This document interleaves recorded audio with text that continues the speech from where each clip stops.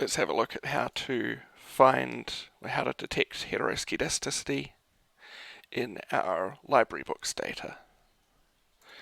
We'll analyze regression, linear regression. Our y variable is the number of volumes, number of books in the library. Our x variables, the number of faculty, number of students, and the average SAT score for students. And let's hit run. When we do this, the first thing we're going to notice is we've got a significant regression. We've got a significant overall model. We've got an R-squared of about 80%. So things are looking pretty good here. Not all of our variables are significant. So the student variable is not significant. So why would that be? Well, we've got faculty already in the model. We've got the number of faculty and number of students in the model. And we know that when we've got more students, we're going to naturally have more faculty as well. So faculty and students are likely to be pretty strongly correlated with one another. Remember, when we have two variables that are correlated with one another, it's common that we don't need both of them. They're multicollinear.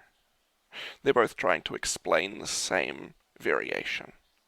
And so our model has determined that faculty, the number of faculty, is more closely related to the number of books than the number of students is. Okay, as we go down, our second plot here, residual by predicted. This is our first look at heteroskedasticity in this data. Notice that for low predicted values, we have a residual pretty close to 0. That is, when our predicted value is low, we tend to do a pretty good job predicting. However, as our predicted value for the number of volumes, number of books in the library goes up, our predictions become wilder. We might be overestimating by a couple of, let's say, 2,000, so 2 million, or underestimating by 2 million. Whereas that would be unrealistic if we were only expecting, a few 100,000 books in the library like we are back here. Okay, is this heteroskedasticity related to one of our variables in particular? Let's scroll down almost all the way to the bottom. Actually, all the way at the bottom. Residual by regressors for volume. We haven't seen that word very often, regressor. It's another one of those synonyms for the x variable, independent variable, explanatory variable, regressor. Okay, we've got our residual again plotted on the y-axis. And looking at these three graphs, which one seems to show the strongest fanning?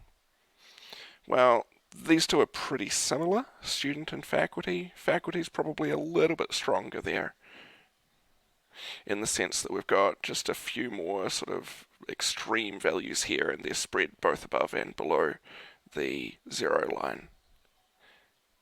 But the graphs for faculty and student look pretty similar. The graph for SAT doesn't look nearly so bad.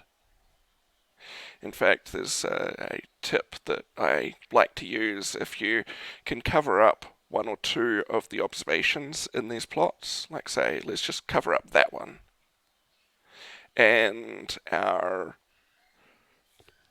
fan shape is not nearly as clear as it was, then that's probably a strong indication that we might just be seeing patterns that aren't there.